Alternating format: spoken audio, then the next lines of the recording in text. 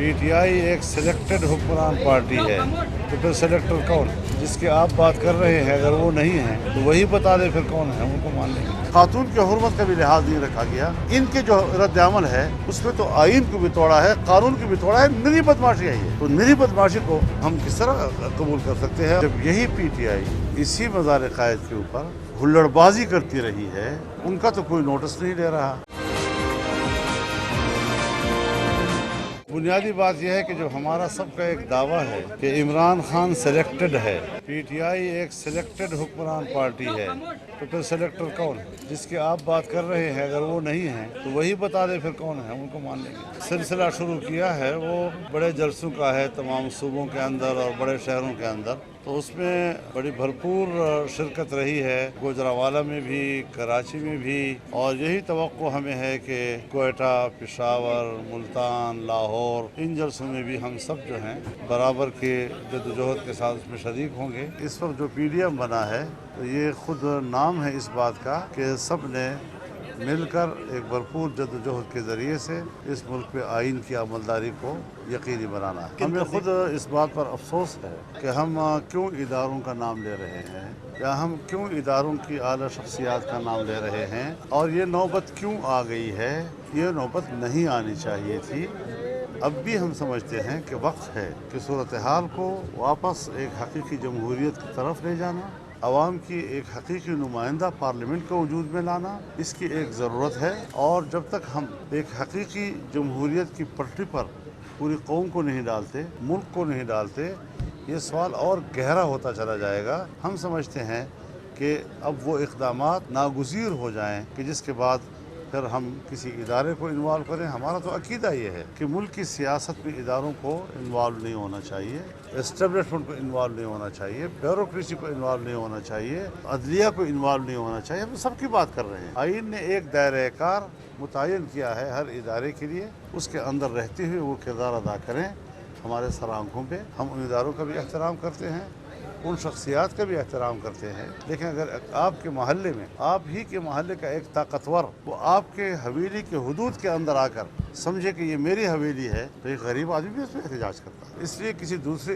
के एरिया में चला जाना और वहाँ पर अपना किरदार अदा करना, इससे शिकवे शिकायतें पैदा होती है। हम मुल्क को एक कौम की तरह देखना चाहते हैं, सियासतदानों के अंदर, इदारों के अंदर एक कौमी वहदत देखना चाहते हैं, और उसी तरफ हम मुल्क को ले जाना चाहते हैं। अवाम भेजेंगे, फौज बिल्कुल भी नहीं, अवाम भेजेंगे इंशाअल्लाह। और अवाम इतने तंग आ चुके हैं कि आप ज़रा महल्ले में जाएं, आपको मुझसे ज़्यादा इल्म है, आपको ज़्यादा सुबह शाम का वास्ता होता है महल्ले के गरीब के साथ। उस गरीब की क्या सूरत हाल बन गई है। एक शख्स जो है वो बच्चों के लिए राशन खरीदने के काबिल नहीं रहा है, बिजली का बिल अदा करने के काबिल नहीं रहा है, बच्चों के स्कूल की फीस अदा करने के काबिल नहीं रहा है। वो कहाँ ज़िंदगी गुजारेगा और कैसे ज़िंदगी गुजारेगा। और जो आपके पैसे की हैसियत हो गई है, उस पैसे की हैसियत भी वो नहीं है कि आप बाजार में जाकर उससे कोई चीज़ खरीद सकते। देखिए, हुकूमत है, हुकूमत को वो तमाम रास्ते इख्तियार करने पड़ते हैं जो उसको कानून कहता है, उसको एक आम जो तरीक़ाकार है उससे वो सारे इख्तियार करने होते हैं।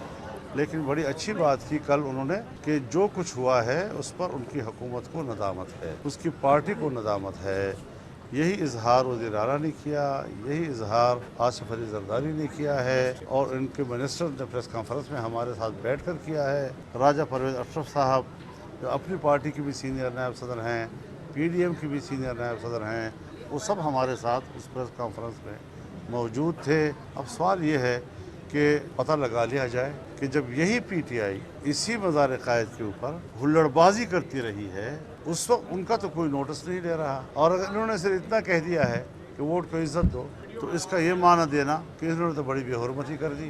पीटीआई वाले तो हरमैन शरीफैन में भी खड़े होकर नवाज शरीफ गो नवाज के नारे लगाते रहे हैं, जिनको कभी हरमैन के हुर्मत का एहसास नहीं हुआ, जिनको कभी मज़ार कायद के हुर्मत का एहसास नहीं हुआ, आज सिर्फ सफदर साहब के ये कहने पर कि वोट को इज़्ज़त दो, ये इतना बड़ा जुर्म हो गया कि आप आधी रात में आकर होटल के अंदर आकर, उसके कमरे के अंदर आकर, उसका ताला तोड़कर, जबकि उसकी अहलिया मौजूद है वहाँ, खातून की हुर्मत का भी लिहाज नहीं रखा गया।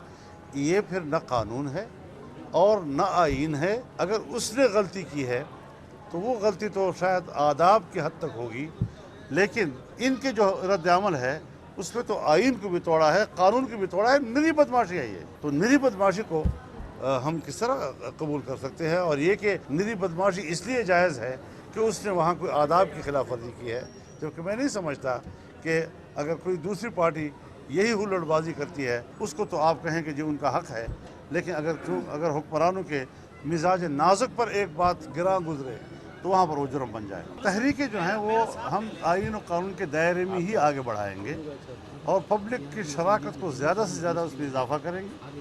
ہم آئین و قانون کو نہ پامال کرنا چاہتے ہیں، نہ عوامی قوت کے علاوہ کسی ایک نادیدہ قوت کا سہارا لینا چاہتے ہیں. نہیں پورے ہوئے تب ایک بہت بڑی تحریک اب دوبارہ کھڑی ہو گئی ہے. جب معاہدے پر عمل درآمد نہیں ہوگا تو پھر اس سے آگے حالات اور تیز ہوتے جائیں گے. اس میں کوئی نرمی کی توقع نہ رکھی جائے. میرے خیال میں اس کا ٹیکسٹ پورا سامنے لایا جائے. انہوں نے صوبائی زبانوں کو اور ان کی اہمیت کی بات کی ہے. ان کی اہمیت کی بات کر کے یہ کہنا کہ اردو جو ہے اس کا قومی حیثیت ختم ہو گئی، اس کی نفی نہیں ہوتی اس سے.